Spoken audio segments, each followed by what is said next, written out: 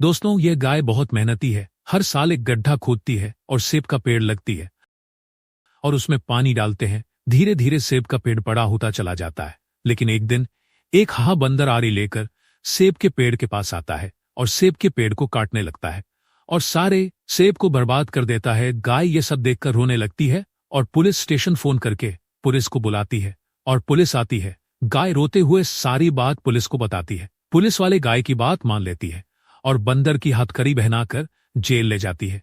गैल ये नहीं किया है।